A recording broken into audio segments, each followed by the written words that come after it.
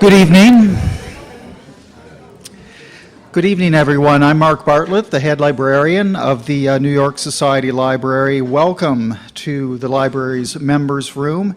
It's wonderful to see a lot of familiar faces here tonight, our library members, but it's also very great to see so many guests and people from other parts of the world here tonight for a very special evening. We have an esteemed panel for you this evening: Gail Fox, Jay Parini, and Martin Stannard. For those of you who are in our members' room for the first time, let me just take one moment and tell you that you're visiting the oldest cultural institution in New York. That's not my quote. That's actually the phrase of Christopher Gray, a writer for the New York Times. We are also the oldest library in New York City and one of the most thriving places in New York City. We go back to 1754, and that year we had a collection of roughly 800 books. Today we have over 300,000 books and buy over 4,800 a year.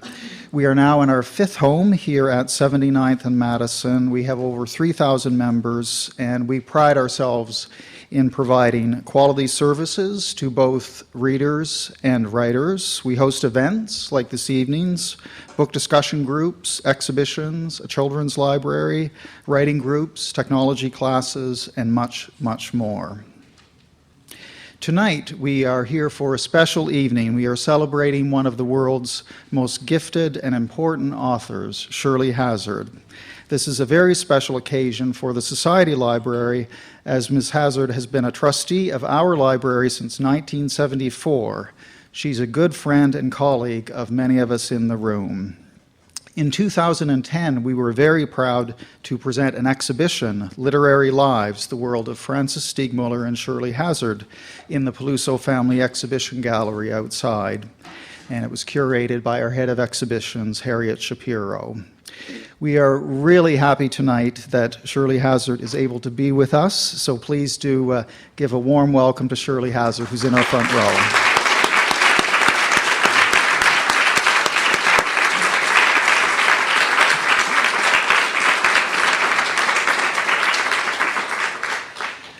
This year, Cambria Press of New York State is proud to publish the first ever book-length study on Shirley Hazzard, and the author of the book is with us tonight, Dr. Brigitta Olubas of the University of New South Wales, and she's the author of this important new volume, Shirley Hazzard, Literary Expatriate and Cosmopolitan Humanist. I want to take a quick moment and just say that the role of scholarly publications like this new book is critical to the world of learning and critical to society. It's important that publications of great writers like Ms. Hazzard can be read by many, but it's also just as important that the works be interpreted, discussed, and debated. We are so pleased to be the site for the American book launch of this important publications, and congratulations to our friend Brigitta, and the association that we've had with you the last couple of years has been really wonderful. Glad you could be here.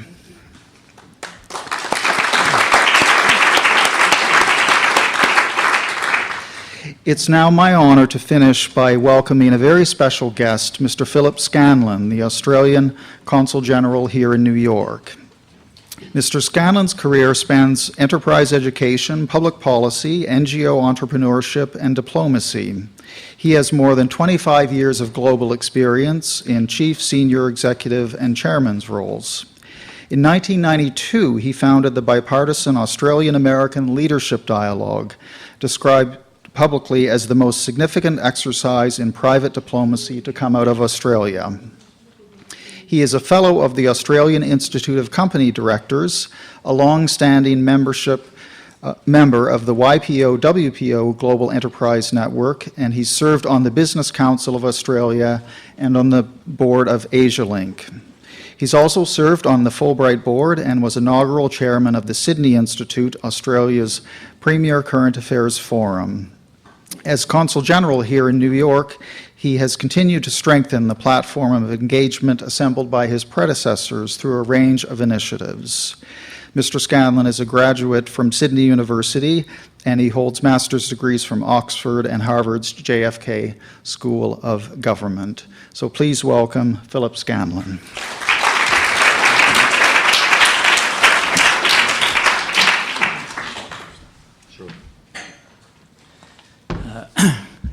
thank you very much indeed, Mark.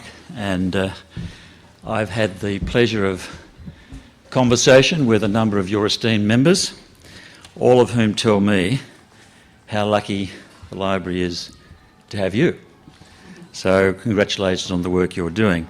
Ladies and gentlemen, it is a real privilege and pleasure for me to be here in the official capacity on behalf of the Australian Government to celebrate one of our national treasures and a literary treasure of the globe in this national and New York City cultural treasure. It goes back to 1754. It's a delight for me to welcome Shirley, who I had a chat with earlier tonight because in October 2009 we hosted Shirley at the Australian Consulate General for the launching of an anthology of Australian literature, after which Shirley adorned 19 others around our table of dinner at our residence, and it was an unforgettable evening. And Shirley, it's such a privilege and a wonder for me to be here in your presence again this evening. She is unquestionably one of our most respected writers on loan to New York for a long time. She has written, in what I will venture to say, a distinctively Australian tone. In this city in 1960, while she was surviving the ranks of the United Nations, she almost absent-mindedly set off her first story to the New Yorker, where it was accepted and published. And so began her adoption by New Yorkers who live in this busy city but do not live with bluster. Perhaps it was her perspective on New York, gained from the bottom of the globe and clarified by all the travel she'd done by her mid-20s, which enabled Shirley to discover and then write about truths that were not always acceptable to voice in her own time. Being Australian is about bringing a voice that's quietly confident. It's also about having an ear that is keen for dialogue. With these qualities, Shirley Hazzard is and has been for a long time one of Australia's finest ambassadors. Now, I particularly want to honour tonight Shirley's willingness to speak out about the position of women at the United Nations and in its member countries during her own time. And that's something that you talked a lot about, Shirley, in October 2009 and over dinner. Just last week, the Executive Director of UN Women, Michelle Bachelet, who you will all know in her former presidential role, visited our national capital of Canberra, and she met with Australian Prime Minister Julia Gillard, praising Australia's commitment to empowering women leaders. And as the father of 5 daughters and 2 sons, I just like to say personally, I think this is one of the big global issues of today. And I feel very strongly about that. And I'm delighted with the fact that our Governor-General and our Prime Minister are both women, long before time, don't quote that, long before time. And I'm so proud of the fact that Michelle Bachelet was there last week. Now, this evening's panel promises to be a wonderful opportunity to appreciate Shirley's work and impact. Last night, I noticed that a number of people were here tonight, were there last night.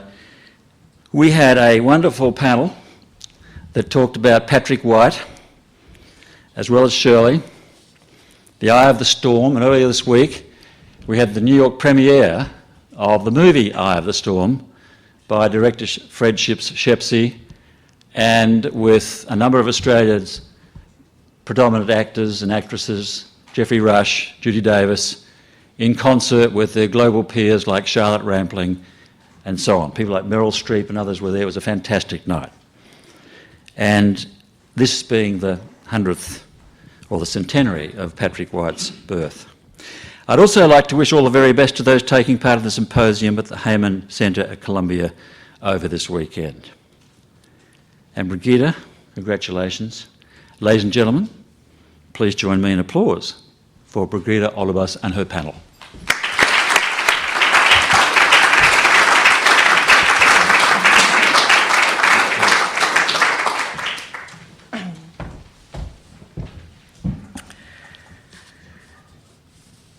It is a great pleasure and a privilege to be here tonight in such company to honour Shirley Hazzard. I would first like to make some further thanks and acknowledgements, because an event like this only happens due to the hard work and generosity of many people. First, thank you to the New York Society Library, in particular Mark Bartlett, but also Harriet Shapiro, Sarah Holliday and their team for hosting this evening. Working together with you on this event has been a pleasure in itself, and for me a lesson in how to make things work. Also, thank you to the Australian Consul General, Phil Scanlan, for your continued interest in and support of Australian literary culture here in New York. Thanks also to Vered Reinisch, also from the Australian Consulate, for all the work you've done on the ground for last night's Patrick White panel and helping make tonight the event that it is. Events like these provide the opportunity for literary scholars like myself and my colleagues to present our work to a wide and clearly very engaged public. And this creates a really significant conversation that we are genuinely excited to be having. Great writers, and in my view, and I share this view with Mark and I'm sure most of you, in my view, Shirley Hazzard, like Patrick White, is a great writer. Great writers have no trouble forging connections with their individual readers, particularly during their writing lives. And there's no doubt that Shirley Hazzard's work produces readers who are passionate, committed, thoughtful and demanding. These readers are at the heart of any literary reputation. But there is also an important role to be played by academic critics through the kind of sustained, focused and painstaking work that we're privileged to do, and this extends the public understanding of literature. It is amazing, given Shirley Hazzard's profile, that there had not been a major scholarly study of her work before mine, and I'm proud to have made this first contribution to what I'm confident will be a rich conversation. It is a conversation that, in a way, begins tonight, continues tomorrow, in the scholarly symposium that I'm co-convening with Dr. Nicholas Burns from the New School here in New York, and thank you, Nicholas, for all your work on this. The symposium has been made possible by Akil Belgrami, who is also here tonight, Johnsonian Professor of Philosophy at Columbia University, admirer of Shirley Hazzard, and I want to thank Akil here for his generosity in offering the Herman Centre to us for the symposium. There's also been assistance from the Australian Research Council for my own work on Shirley Hazzard, as well as for these events. And I want to acknowledge the continuing importance of this kind of public funding for academic research, and to draw attention to some of the more varied fruits that it yields, events like tonight. I'm also extremely grateful to all the academics speaking tonight and tomorrow for having made their way across the Pacific Ocean, across the Atlantic Ocean, across the continent, from out of town and from across town to speak to each other and to us all about Shirley Hazzard's work. This is significant in itself. Many, indeed most of us, have dashed out in the middle of a teaching term, and I'm really deeply appreciative of the massive effort that this represents, so thank you all. On the other hand, you get to come to New York, so I feel there's an intrinsic reward in the exercise. On a more personal note, I would also like you to record my great appreciation to Shirley's friend, Frances Alston, who has given such assistance to all of us. I know she doesn't want me to say this, but I'm afraid I am. Truly, none of this would have been possible without you, Frances, so thank you. Finally, it is my great pleasure to introduce another of Shirley Hazzard's great friends, Annabel Davis-Goff. Annabel is the author of an acclaimed memoir of Anglo-Irish childhood, Walled Gardens, and of the novels The Dower House, Cold Country and The Fox's Walk. She's Professor of English at Bennington College, another academic who has dashed here mid-term, where she's currently acting as head of department and researching D.H. Lawrence. And Annabelle will open the literary part of the evening with a reading from Shirley Hazzard. Thank you, Annabelle.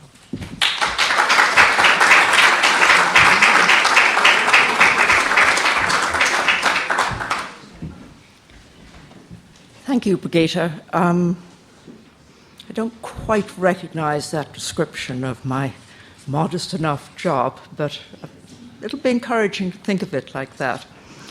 I'm going to read a little bit of Shirley's work, and I want to make sure, can you hear me, Shirley?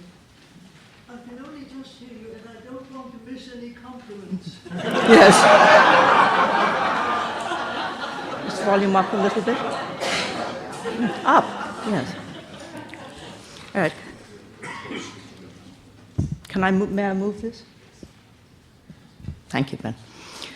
I'm going to read a part of a scene from a place in the country. The story is a favourite of mine. I love the way that Shirley, with her usual wit, precise description of detail, without an extra word, very few adjectives, for instance, tells us everything. I'm sure most of you know this story well, but just to recap the cast of characters. Nettie is spending a weekend in the country with her cousin May and May's husband Clem. Nettie is in love with Clem. Some neighbours, Sarah and Vernon, have been invited to dinner, but May has to go and look after a sick child. We start the excerpt after dinner. When the telephone rang, Clem put his coffee cup and saucer down on the uneven mosaic, where they rocked a little and went into the hall. They heard him speaking loudly, as people do on a long-distance call, even when the connection is good. He doesn't sound alarmed, said Nettie. Sarah said, one never knows with these things. Clem's voice went on with long pauses. Instinctively, they watched the doorway, but it was Marion, not Clem, who first appeared there, startling in a coat and hat. She gave a polite but meaning glance at Nettie, who with a little gasp of recollection sprung up from her chair and left the room. In the drawer of the hall table there was an envelope that May had marked Marion, and this Nettie now passed on stealthily. I hope it's all right, she said, having little reason to doubt it. Marion, infinitely more assured than Nettie, put the envelope in an immense black handbag. I'll be over tomorrow, she said, and I hope Matt's all right. Yes, thank you. Good night, said Nettie. She closed the front door. Clem, sitting on the stairs with the telephone receiver in his hand, was still talking, but with a terminal inflection. As she passed him, he reached out and touched her dress. Matt must be better, she thought.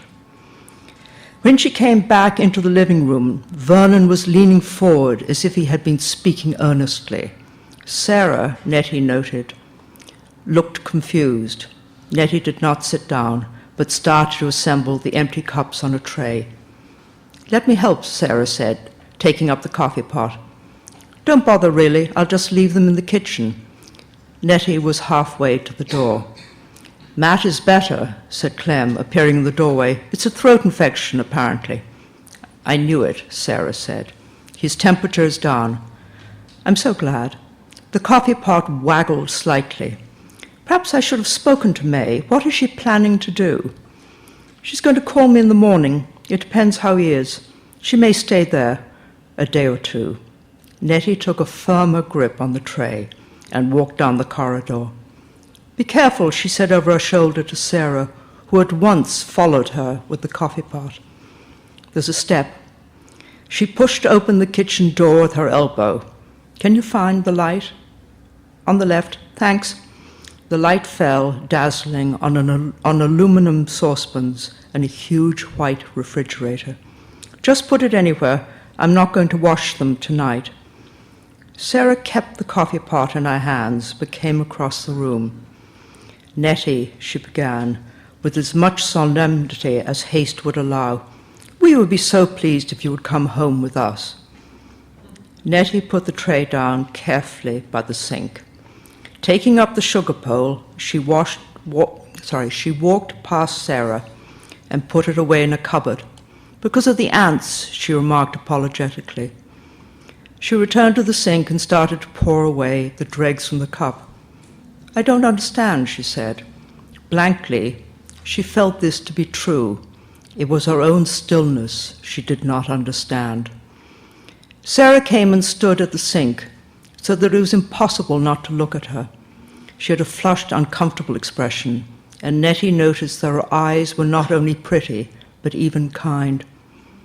No, of course not, but Vernon feels people around here gossip so. Unprincipled, really. You shouldn't be exposed to that. Sarah grew impatient before Nettie's empty look. And of course we'd love to have you. Her voice ran down. It's really quite easy to have the advantage over people, Nettie thought, if you can be bothered. You just have to keep quiet and look at them. I'll have to see what Clem thinks, she said at last. She finished stacking the rinsed dishes and dried her hands. She exchanged a little hopeless glance with Sarah. You go ahead, she said. I put the light out, watch the step. In the hall, she stopped to straighten a mirror. She felt that she had unlimited time at her disposal. She could hear voices raised in the living room and for a moment stood still with a child's pleasurable horror in listening to a grown-up quarrel. She stared into the mirror, exasperated, as Sarah had been, by her own unresponsiveness. To see her feelings reflected in her face would have made them clearer to her. But here was, simply, a strained, alarmed expression made them more unfamiliar by the care with which it had that evening been powdered and embellished. As she entered the room, she heard Clem's voice, cold and angry. I'm afraid I don't understand. But don't you think? Sarah's voice wavered anxiously. It was her fate that evening not to be understood. Clem broke in. Good Lord, she's like a daughter in the house. What an extraordinary idea, perfectly extraordinary. In fact, his voice rose on a short, humorless laugh. If we didn't know each other so well, I would say it was downright insulting. Oh dear, Sarah said. Vernon had not said a word. Nettie came further into the room and glanced at Clem. She saw that he had managed to be genuinely angry in some way with her, too. She felt chilly and walked past him to the fire. There was an arduous silence. The fire flared and crumbled and flared again. Resting her arm on the mantelpiece, Nettie stayed with her back to the room in an attitude of unintended pathos. Oh, hell, said Clem. Concedingly, he laughed, more encouragingly, and reached into his pocket for cigarettes. Why are things so complicated? Sarah asked generally. Nettie looked round at her with compassion. Let's all sit down and have a brandy, Vernon suggested. That's a rather better idea, Clem said. Sarah, never mind, no harm done. She gave a nervous, relieved little laugh. Oh, Clem, I can't tell you how sorry. No, Vernon, of course we can't. It's so late, Clem, we must be going. Suddenly active, she discovered her handbag beneath a cushion on the sofa. Here it is. Are you really leaving? Asked Clem. He took her arm. They went into the hall. Vernon followed them, but stood back at the door to let Nettie pass. They did not look at one another. Clem was bringing coats and Vernon's hat from the closet. Sarah kissed Nettie again and drew on her gloves. Be sure to let me know how Matt is. She let Clem kiss her cheek. I do hope it isn't anything serious. She said. Clem, dear, do forgive. No harm done, he repeated. He smiled with complete goodwill. He almost looked pleased. Vernon took Nettie's hand briefly and released it. He followed Sarah into the garden, and Nettie stood where he had left her, behind the open door. Clem, holding the door handle, watched them go to their car. He called good night and waved once or twice with his free hand. Sarah called out that the grass was wet. A car door, improperly closed, was banged several times before Vernon started the engine. When the sound of the car receded, Clem closed the front door and switched off the outside lights. He linked across the lock a small gilt chain in which May had complete confidence. Now, thought Nettie, he will hesitate and smile. Instead, he turned at once with a grave, concerned voice and took her into his arms. They stayed this way in silence until Nettie drew back and leaned against the door.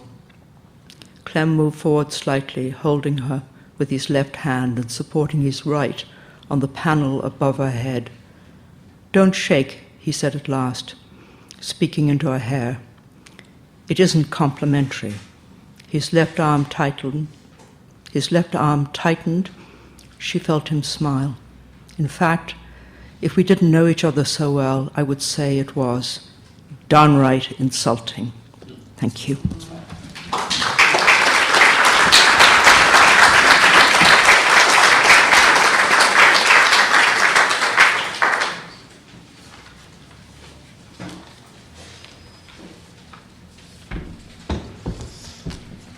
Hi, everyone. I'm Jonathan Galassi, and I'm just the transition to the speakers. Would you please come up and take your seats? Martin Stannard, Gail Jones, and Jay Parini. Martin is a well-known biographer of Evelyn Waugh and, why can't I remember? Muriel Spark. Sorry. Gail teaches at the University of Western Sydney as a novelist and also a critic. And Jay is a biographer, novelist, poet. And we're going to hear what they have to say about Shirley. Who goes first?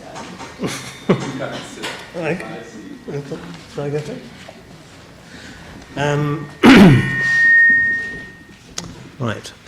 Well, it's a great honour to be here in this august institution, and it's a great honour to one I couldn't resist, I must say, to come and pay court to Shirley, whom I've known for 19 years, amazingly. And I'll be talking about this more tomorrow, but I'll just very briefly sketch out how I came to meet her. I was writing a biography of Muriel Spark, and Shirley knew Muriel very well in New York in the early 60s. And I put a little ad in the TLS, and a letter arrived saying that in her good scholarly way, she'd been going through the TLS and had noticed this little ad asking for information about Muriel Spark, and that she had some letters, and that she'd known Muriel and so on, and that she lived between New York and Italy, and if I would care to drop in on any occasion, she'd be more than happy to talk to me. As it happened, my partner and I, who'll be giving a paper tomorrow, we regularly went to Italy, and we went to stay in Basilicata. So on the 21st of February, 1993, 21st of September 1993, we took the train up, and we were met with a car that Shirley had sent to Naples station, and driven out to a lovely villa on the peninsula of Posillipo, where we had a delightful lunch. We had our little daughter with us as well. We were a bit nervous about this because we didn't know, how people would react to us carting a 4-year-old about on scholarly expeditions. But Shirley immediately warmed to the little girl, who was, by this stage, because we'd been up since 5 o'clock in the morning, comatose. So Zudi was put to sleep on the sofa and slept throughout this. Wonderful child. After I was introduced to Francis Stiegmuller, Shirley's husband, of course, and he was equally delightful. To my shame, in those days, I didn't know that Shirley was a huge figure on the New York art scene, or indeed, really, other than by reputation, that Francis was an equally huge scholarly figure. But the first thing I would want to say about Shirley is that she is an intellectual in the best possible sense, but without the slightest hint of intellectual ostentation. And so what happened was that, I think, we immediately became friends. She was so welcoming, so kind, so generous, and it was as though I were talking to somebody that I'd known for years. We were exchanging all sorts of information that you usually don't exchange with people until you have known them for years. And she gave me an immediately vivid picture of what she described in her first letter to me as the many Muriels, this kind of extraordinary figure who could change so quickly and who inhabited many different kinds of life. One of the difficulties of writing the Spark biography was that in a way I was writing about 8 biographies, because she walked out of one life, closed the door on it, and then started a new one. And I think in a sense Shirley experienced that a bit. She picked up on Muriel when Muriel was surfing a tidal wave of fame after the publication of the Primer of Mystery and Brodie, which of course became a huge success. The New Yorker published it as almost an entire issue. I think the first British novelist, or certainly the first British female novelist ever to have that accolade. She was at work, I think, on The Girls of Slender Means and on Mandelbaum Gate. And Shirley, I think, at that time was a tyro writer. She'd just had her first stories accepted by the New Yorker. And they became great friends very quickly and spent a lot of time together. So Shirley's evidence was extremely useful to me, a real fly-on-the-wall account. In fact, I think Shirley's correspondence with Muriel was the last in which Muriel ever revealed things about herself to anybody else. So it says a lot for Shirley that Muriel felt that warmly towards her.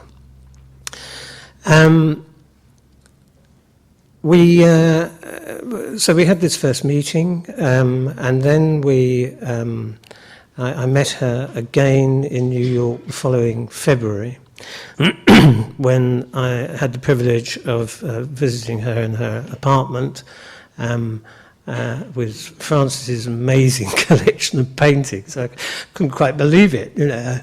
So looking around the room, rather hopelessly trying to make conversation about these canvases and saying things like, that looks like a brack. And Francis would say, it is a brack. But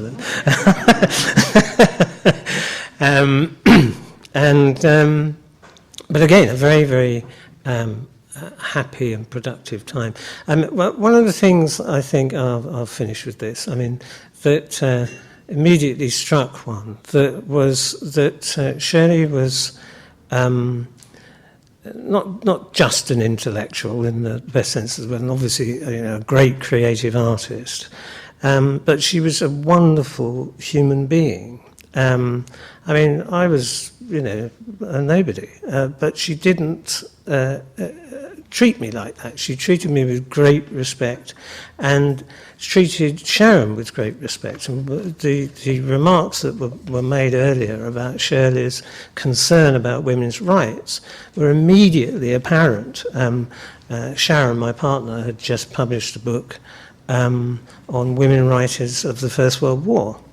And Shirley went out of her way. I've got a letter at home, where she sent, she went off researching. She knew she could remember a poem by a woman poet in the First World War. Couldn't put her hand on it, but researched it, found it, copied it out, sent it. It's that kind of thing, attention to detail, but also warmth and generosity.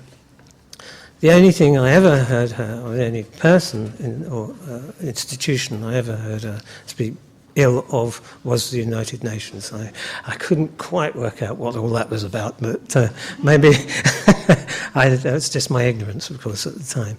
But obviously women's issues were very important to that as well. So I would just like to say congratulations on a brilliant life's career. We're all very privileged to have known you. Thank you.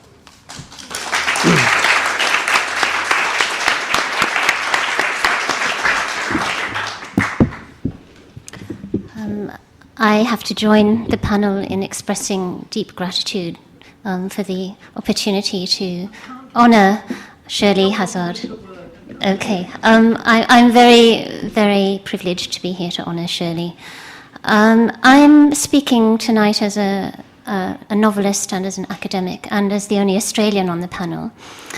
And I'd like to talk about Shirley's style, because it seems to me that one way to honour her is to consider the beauty of her work, its exceptional qualities. And I've been thinking about her style for some time now, and recently I realised that circulating in the back of my head was an aphorism from Jean-Paul Sartre, which goes, "A writer's style is his metaphysics."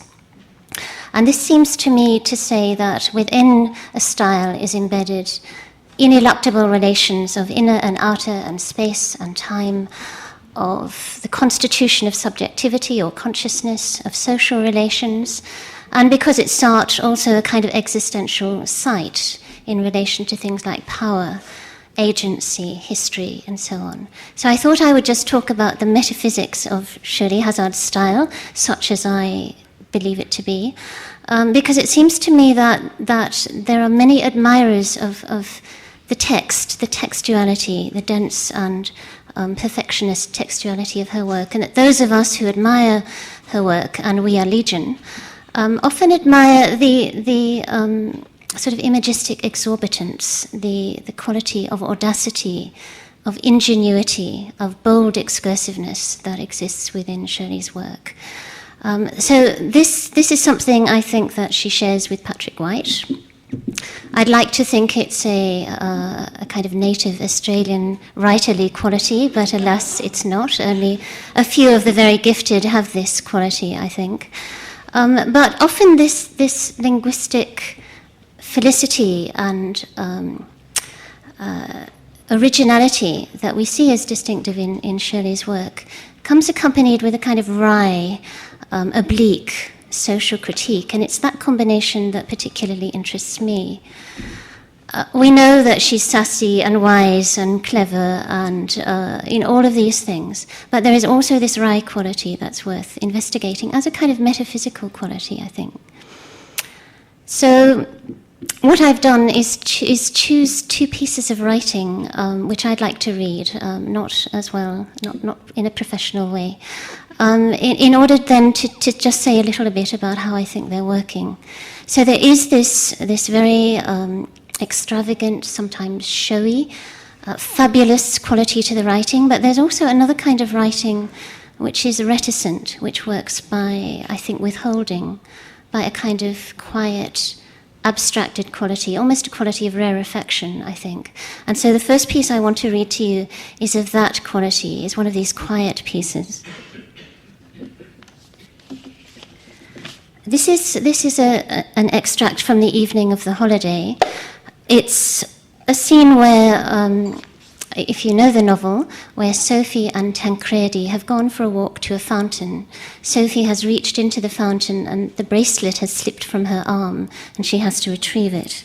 I'll just read 2 paragraphs. She leaned on the whitened outer curve of the fountain, smiling, a little dazzled by the hot sun. She unbuttoned her right cuff and rolled up her sleeve. When her arm was bare above the elbow, she bent over the marble rim and, placing her hand through the water, brought out the bracelet. He thought, as he'd watched her, that in all his life he'd never seen a more seductive thing than this unconsidered gesture with which she folded back her sleeve. He saw the brown outer skin of her arm as she turned her wrist, the surprising vulnerable white of the inward flesh, and the veined curve inside the elbow. Her reaching hand and forearm, momentarily transfigured by water, had seemed in that instant to form part of the design attributed to Pisano, but probably even older. These simple actions moved him by their involuntary power, their immense accomplishment. He was amazed too by the magnitude of his own response, which gave her gesture real consequence. Although he had spoken to her earlier of his romantic temperament, he was shaken by this pang of authentic sentiment, as if he had encountered a friend totally unchanged after an absence of 20 years. Now, there seem to me three things, many things worth saying about that. But first, there is the extraordinary rhythmical beauty of the prose, the specificity of the moment of erotic interception. It's not an expected moment. It's not a sort of set-up romance. It's a moment of unanticipated erotic interception that relies so much on the specificity, on the particularity of that lavish glimpse of the white arm. It's like a Jamesian gaze. It's very ardent. It's very fulsome. It's very sexy, I think, in its sort of withholding. The second thing, which is much more to do with metaphysics, I think, is to do with time. So what happens in Shirley's work is that often there's the sort of glamour of classicism operating, which I think gives a frame to her style. So that the invocation of a classical time, with the reference to Pisano and the fountain, this somehow sets up a kind of layering of temporal orders that has to collapse in order for real feeling to begin. And this seems to me so typical of the way Shirley works, that there is this layering and this collapse before the commencement, and those words like magnitude. This is something of enormous magnitude that's happening before that can actually happen. And the third thing I think that is distinctive in this section is to do with vision and optics. So that gesture of the hand moving into the water is straight out of Seneca. It's classical optics. He uses that example to talk about the transfiguring quality of vision. And so when the hand goes into the water, we get this collapse of space and time. We get the mystery of her writing, this sort of extraordinary capacity that Shirley Hazzard has to mesh times together, to loop back into the classical and to reinvest what could be a kind of corny moment with a sort of beautiful lyrical stasis, with a kind of completion, the kind of Keatsian plenitude. The second piece I want to read you is also short, but I thought I should read something that refers to Australia, since I'm the Australian on the panel, and also since that wry quality, I think, is most evident when she's talking about Australia. This is a piece in a very different register. It's from The Transit of Venus. Again, I'd just like to read you two paragraphs, and I do apologise for the sort of teacherly mode here, but I felt it was important to address what is so lovely, what is so ensorceling about Shirley Hazzard's work. Going to Europe, someone had written, was about as final as going to heaven. A mystical passage to another life from which no one returned the same. Those returning in such ships were invincible, for they had managed it and could reflect ever after on Anne Hathaway's cottage or the Tower of London, with a confidence that did not generate in Sydney. There was nothing mythic at Sydney. Momentous objects, beings, all events occurred abroad or in the elsewhere of books. Sydney could never take for granted, as did the meanest town in Europe, that a poet might be born there or a great painter walk beneath its windows. The likelihood did not arise. They did not feel they deserved it. There was the measure of resentful obscurity. They could not imagine a person who might expose or exalt it. There was the harbour, and the open sea, in an atmosphere in which a sunset might be comfortably admired, but not much else. Any more private joy in light or dark, in leaf or gatepost, savoured of revelation and was uncountenanced, even in wisteria or wattle on mornings newer surely than anywhere else could now achieve. There was a stillness on certain evenings, or a cast to rocks, or a design of languid branch against a sky that might be announcing glory. Though it could hardly be right to relish where Dora was aggrieved, the girls put their smooth faces to gardenias, inhaling December for a lifetime. Dora, of course, is the monstrously comic figure of the Transit of Venus, and we haven't talked about the comic. But this is an unusual piece because Australia is in a sort of craven state of post-colonial depredation. It's in perpetual cultural deficit. It's erased. It's nullified. It's nullifying of ambition and of literary. Or nullifying of aesthetics, of aesthetic ambition. So we have a sort of spoiled spectacle, a churlish tone, a kind of sense of disappointment. And yet, what is fascinating about this piece for me is that even as it is disconfirming the place, it is providing us with a kind of reclamation or an affirmation.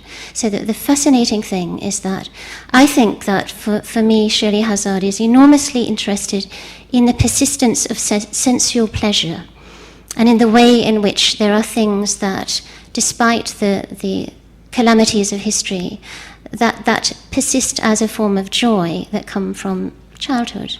So the two girls pressing their faces into the December scent, the hyperbolic Sydney December, the very scented December, they are again, it's about time. They're inhaling time as well as place. There's a wonderful collapse of systems of meaning in the way that she operates here. I think it's a brilliant gesture, a very surprising gesture.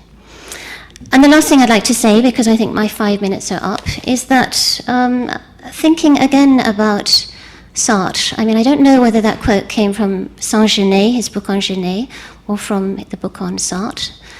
The book on Flaubert, An Idiot in the Family. But thinking about that book, Sartre argues that Flaubert has a very exasperated tone talking about his own people, because he must both register cultural detail as faithfully as possible, but he also is obliged to critique cultural idiocy and the pressure to conform. And this leads, according to Sartre, to a kind of torsion within the prose which sets up a contradiction. And I often think that this is also operating in Shirley's work, and it feels very presumptuous saying it in front of her. But to me, there's something very interesting about the way in which Sartre has described this making and unmaking process in Flaubert as one of cultural ambivalence. And it's the reason, I think, why Italy is more important for Shirley Hazzard than Australia, why time is more important than place, and why you might have a kind of beautiful moment of romantic completion alongside a coruscating piece of social satire. And I'll stop there. Thank you.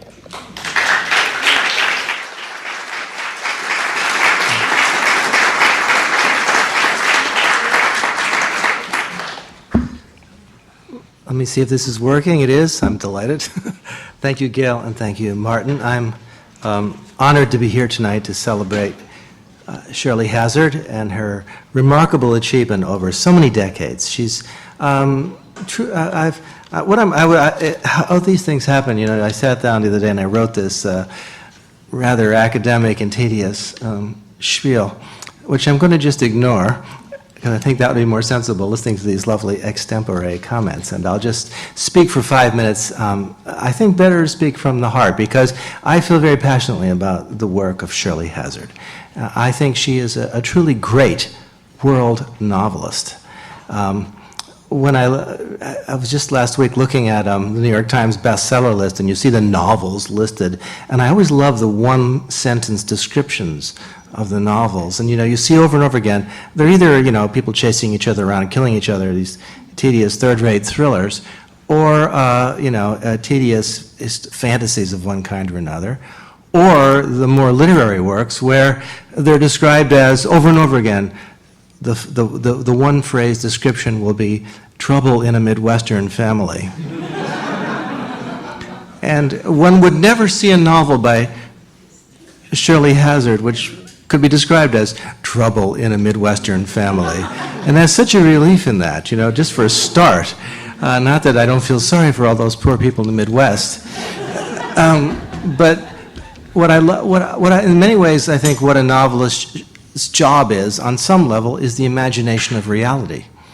And that includes a kind of the imagination of history, especially in our own time. We can't even see history without the wonderful mirror of fiction. And Shirley has brilliantly held up this mirror in her stories, Cliffs of Fall and so forth, and Bay of Noon, Transit of Venus, The Great Fire.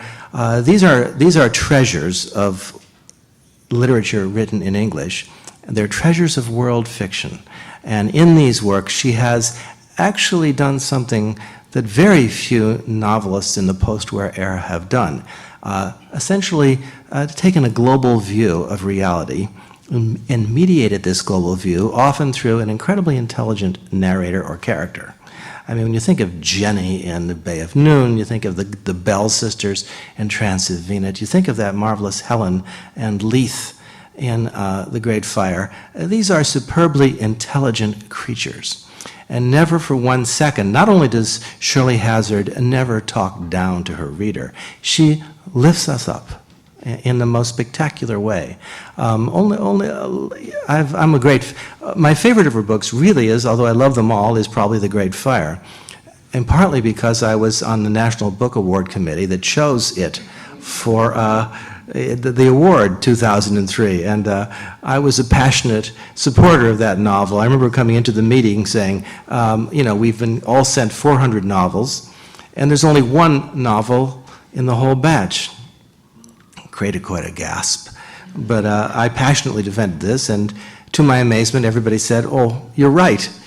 And we unanimously agreed that Shirley Hazzard's The Great Fire was not only the work deserving of the National Book Award that year, but we all agreed we were very lucky to be in the presence of a great novelist who had delivered a masterwork. I mean, how often does that happen? I've actually reread it many times, and only last week in preparation for this, on my long walks in the country near my house in Vermont, I never listened to the tape of it before, and I recommend it heartily. I've read it 3 or 4 times, but I listened to it last week. I don't know who reads it, but whoever does, it's a splendid reading of that work, and you realize, you sense both the fragile quality of the prose, the kind of gossamer-like brilliance of the prose. Nevertheless, its hard edges. And Shirley has a brilliant sense of reality, and again and again, she never shies away from the difficulties of life. That book begins with, within 24 hours, poor Major Leith experiences not 1 but 2 violent deaths. So, and of course, always in the backdrop is the ferocious post-world, Holocaust era feeling of Hiroshima and the disaster there. And how she describes, I know that she herself traveled into Japan in 1947 and so witnessed that astonishing post-atom bomb sensation and post-defeat sense of Japan. And the way she describes the kind of fragile, luminous hills in the distance of the harbor, and she talks about what is the phrase she uses? The way she describes those trees broken along the horizon, the skeletons of trees. The prose is, it's actually a ludicrous caricature to say that she writes poetic prose. It's only poetic in the sense that there's such a delicate evocation of reality in this prose. And on every single page, one is brought breathlessly back to a sense of reality and the complexities of human life. And in these novels as a whole, in the stories, think of the sweep. Think of her background and how she pulls it into the work, the Bell sisters, going from Australia, from Sydney, to London, to New York, so brilliantly evinced, to Stockholm. What's that? First to the Far East. First to the Far East. Everything. The Far East is it. The whole, I mean, how many novelists today, would dare, or could possibly, hope to manage the entire world in a novel, you know? And she has done this over and over again, kind of with breathless ease, managed to light everywhere in the world and to sew it together and to show us human relationships always. It's always so particularized too. What I love about Hazzard's work is the way she can make a generalization about the English or the Americans or the Australians, and she's willing to do this, and she's willing to make huge generalizations about love and this sort of thing. I mean, I'd written a bunch of them down. I just love some of the generalizations, but it sounds like a bad thing to say generalizations, but I do not mean it that way, because she writes, for instance, in Transit of Venus, although the dissolution of love creates no heroes, the process itself requires heroism.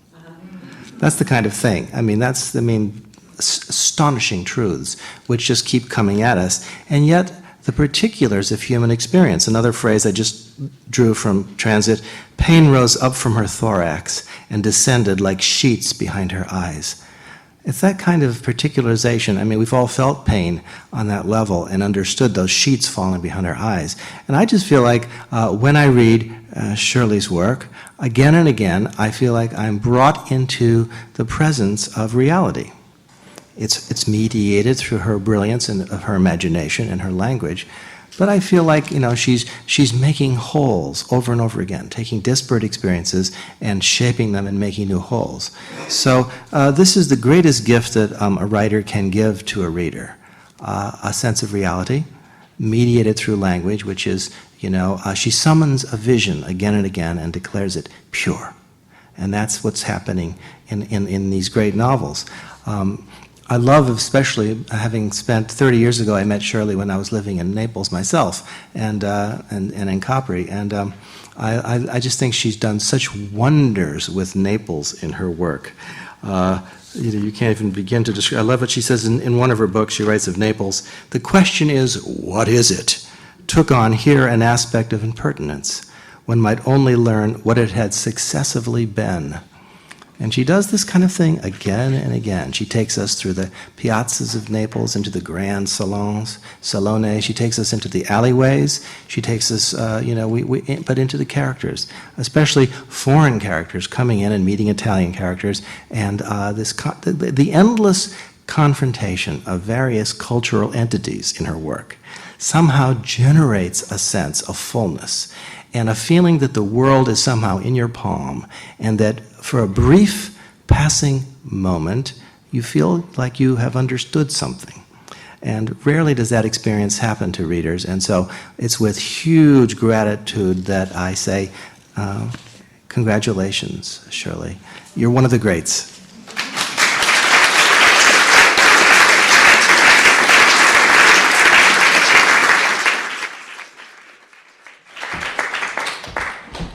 Well, those were all wonderful presentations, and I think we should ask our panelists to continue. And I thought I would just try to start them off by saying this, that it seems to me that one of my favorite books of Shirley's is The Bay of Noon, and it's, to me, the primal text of the new world meeting the old world, and coming to, it's a Jamesian theme in a way, but Jenny meets these very amazingly exciting, alluring, fallen people, and it's their fallenness that really is what gives them dimension, and what she needs to fall with them in a way. And so I'd like to ask you all if what you think about the confrontation of the new and the old worlds in her work. Could I I'll just talk a little bit about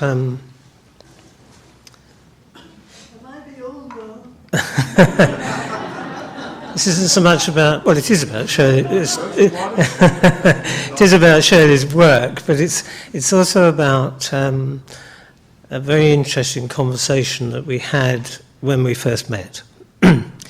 And when we were just getting, to know each other and over lunch, Francis talked about the hideous mugging that he had endured in Naples, and very kindly, when we were leaving, gave us a copy of his privately printed, previously New Yorker article called The Incident at Naples, which is, I have to say, also an amazing piece of writing. It is a truly brilliant essay. When that discussion was going on and we were talking about Naples, and we were also loved southern Italy, obviously hadn't had the experience that Shirley had had, but we've carried on going back there for the subsequent 19 years.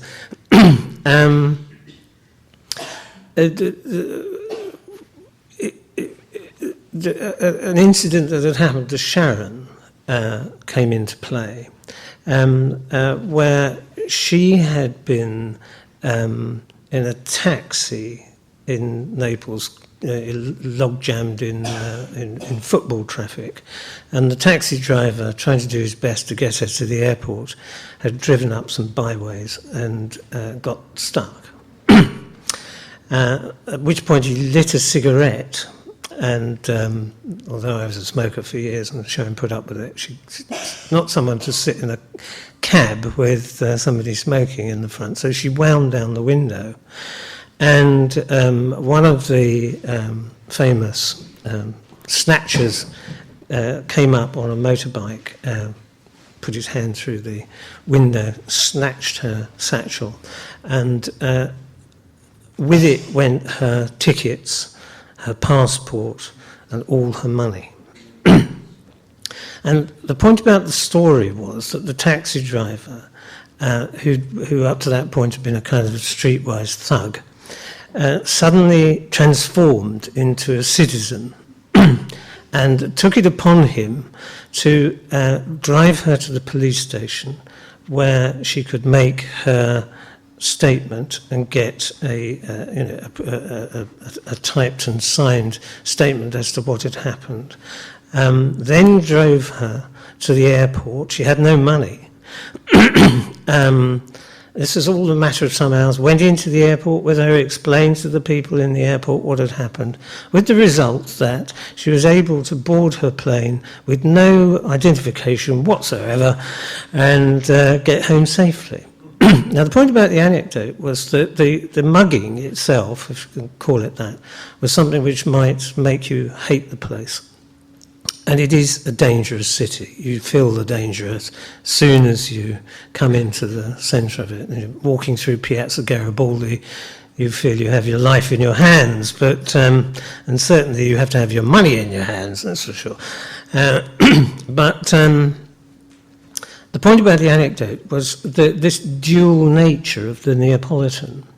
And this is what I think fascinated Francis and Shirley and Francis in his essay. And I think, this is a long way round of saying, I think the chances are that unless you know something about Naples, you're never going to really find out what makes Shirley tick. I think Naples is right at the heart of the whole thing, and it's very interesting. She has moved her life backwards and forwards between Naples or Capri and New York, and I imagine they're quite different kinds of lives, of course, but they are two halves, as it were, of a her cultural mind, which gives the writing this immense kind of Jamesian richness. And I think it's quite right to say that it's often about, the coming together of the new world and the old. Jamesian is the word that often springs to my mind. I think Shirley is a latter-day representative of that kind of serious writing, which is rich with psychological perspectives and unanswered questions, as well as the wonderfully kind of astute observations which seem to sum everything up in a sentence. But I just thought I'd mention Naples.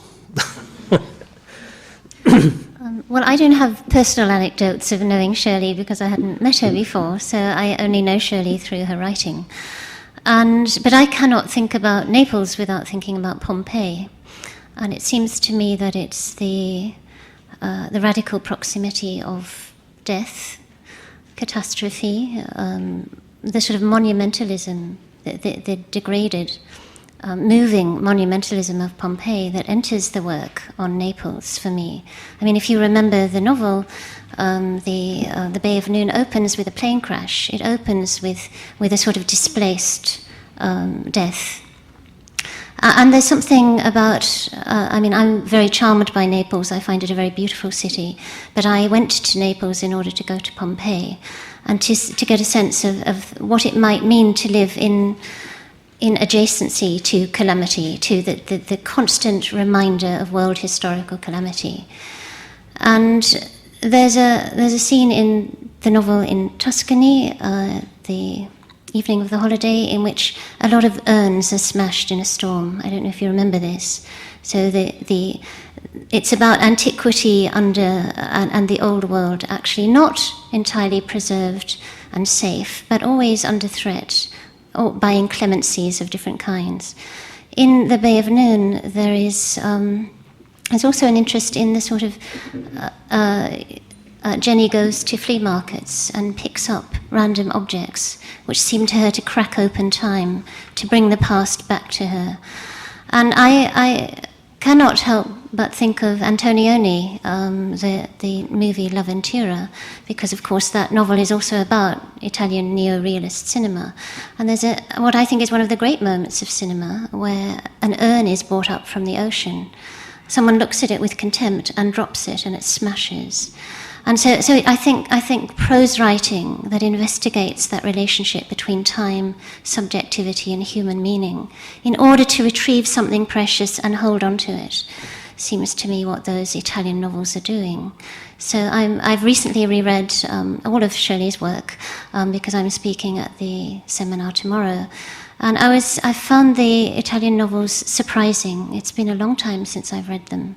I found surprising the integrity of their vision, that the past is still with us, the past never goes, and that somehow we have to come to terms not just with some simplified old world, new world division, but with the past that carries death, represented symbolically, and this sounds a little reductive, but by Pompeii, I think.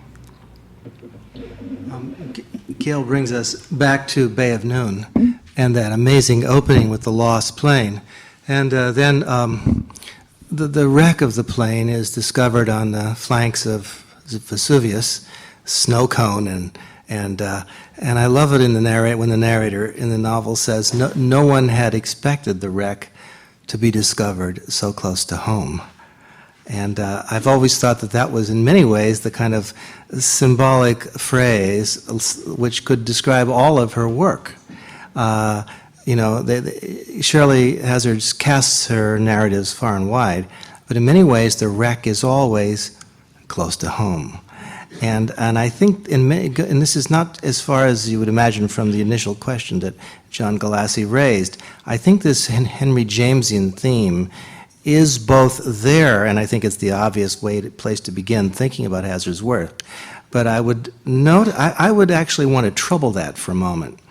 because I think it's actually, I know she has herself said she never really read Henry James until she had written her first novel, and she always has resisted that. I remember her saying once that she didn't really like Henry James that once. She compared his prose to a needle digging into an old gramophone and stuck in the groove and wishing it could be pushed on. And there is the sense that the Henry James international theme, the confrontation of the naive American, say, with the old world, is vastly troubled by her work and complicated. And I was in Naples last summer, I remember, and I was about to head out to Capri for a week, and a Neapolitan friend of mine looked out to Capri. We were looking at it, I said, I'm heading out there for a week, and he said to me, Capri, gli stranieri. And there is the sense that Capri is the stranieri, right? The strangers are out there. And these two worlds are held in very precarious balance. I mean, Naples is a world of, Gioconda, all these old families who are very much, it's, crime and punishment every day.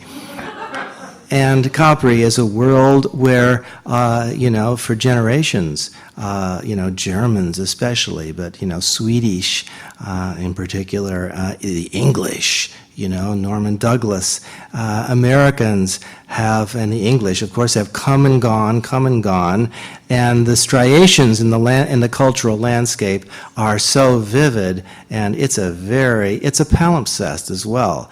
Right, with endless texts overwritten and erased and overwritten and erased and overwritten, going back to Tiberius, who was, of course, the great Roman come out there. So I think in many ways that palimpsest of Capri, in some ways, might be a more appropriate metaphor for, I think you've always got Vesuvius, the looming distant volcano, and you've got the rooted civilization of Naples in her work, but I think she's in many ways the resident of Capri, and she's living in she's adding to this palimpsest, and she's writing and erasing, and I think that her work has these endless cultural layers, and that strikes me as being a further turn of the screw as far as Henry James is concerned. I think it's a difference.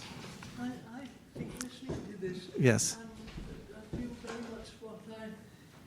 Increasingly in recent years, that the world is it has a kind of Vesuvius element now, that we're waiting for something terrible to happen. And we do have an idea of what it might be like, but maybe we are pleasing ourselves with that because it might be much more terrifying. And I don't want to say this to be doom-laden, but the world is not thinking, if it ever was, but it's not thinking of itself as something going on forever. Our world, our so-called civilized world, the world we live in, I think that there is now a feeling of some terrible, how should I say, a culmination that's happening, and we aren't handling this in any, I don't mean we outside absolutely reject that feeling, but people who are sensitive to this aren't grappling with it, but sort of feeling that they just, it's become impossible to contest these things. I hope I'm wrong about the doom part of this, but I think, living in Naples, living in those ancient places, it does give you a feeling of a world that has gone on with its errors and its triumphs and its art and its disasters. A world that's gone on like this, but there was some price to pay ultimately. And I'm sorry to talk like this, but I think that we haven't dealt with this. I don't mean me and I don't mean you, but human beings have been living more in the immediate life and living in consumerism, and of course a lot of people are scientists, they take much greater interest, but we are prepared for what is the unknown for our coming world. Well, you, in the Great Fire, you, in a sense, give us a foreshadowing of everything. I mean, you begin in the wake of the atomic bomb dropping on Hiroshima, and so it's in many ways the recent apocalypse, but the coming apocalypse, and just Vesuvius looms in all your work as a kind of. Because we have so much beauty that human beings have created in our world, our literature, our art, all these things that many people don't participate in, but they would not have the life they have unless such things did exist in the world. And now I feel there's a kind of suspension. So what comes next? That we know that this is leading to a world which I hope may be better, but which we don't understand what's happening now. Yes. Well, there's a feeling of fiddling while Rome burns in all of your work. Yeah. I think it's time to ask anyone in the audience who'd like to make a comment or ask a question to speak. I have a question. I'd like to know if Francis Tico had a great effect on Shirley Hazzard's work, or what effect he had, if any, because I love both of them. Well, I think the question was what effect did Francis have on your work? Is that right? Sorry? Sorry. If any. If any. My husband had the effect of always of we had a very close relation, very close marriage, and very close in our feelings. We didn't have anything to squabble about, and that left no gap in our affection. And he was a great deal older, a good amount older than I, but we were united in the things that touched us deeply in literature and in all kinds of human sensitivity, which he was very alert to things that we talked about, and was very conscious that the world was, how should I say, the world that we lived in was a very privileged world, which I still feel how lucky most of us, and probably all of us here, have been. Whatever goes wrong, we're living in a privileged state of affairs, but it's not privileged in an idiotic sense. It's privileged in trying to learn where we are, what we are, and learn about other people and what has happened in other centuries. And it's that I cling to rather, that this kind of a prosperity which is relative, let's say, for many people, but I think more people can be interested in what's gone before, what they are trying to do. There's more curiosity in the world than there could have been in other centuries, where there wasn't the ability to study things and to meditate on what had been. And that might rescue us a bit from some of the other things that are going on. Good. Anybody else have? We have time for one more comment or question. Sir. I'm going to ask a dumb question, because I've always been impressed by the ability of scholars to respond to my dumb questions with extremely insightful answers, and here's your chance. I'd like to know if anyone sees an apocalyptic connection between the plane crash in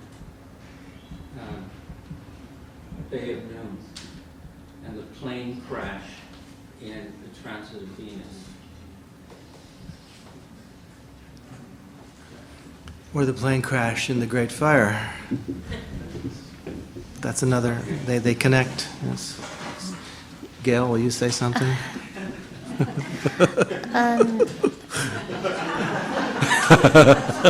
I think the plane crashes are indeed linked. I think this is a trope. It's a persistent metaphor.